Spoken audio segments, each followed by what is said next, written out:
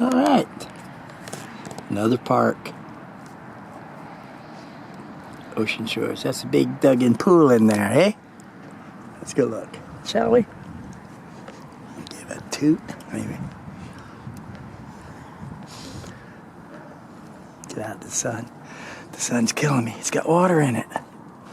It's got water in the pool, bro. Yeah. Sliding board. There's my freaking truck. There's a lot of parks out here at Ocean Shores. This is just another one. Big old soccer fields. Got some tennis courts, looks like. And it's got some indoor places to drink beer when you're underage. And it's got playground to play on after you drink a beer. Beauty. Let's go down and look at the tennis courts. It's a situation.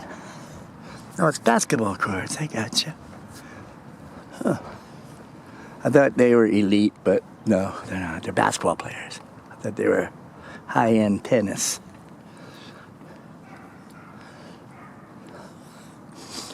But it is nice. I mean, I can't believe they got all these parks out here. Every half mile down the road is one of these places. Beautiful. No pets allowed. Alright, so what we got here is beautiful basketball court. Beautiful, beautiful, beautiful. Yeah. You like to play here? Oh, dude.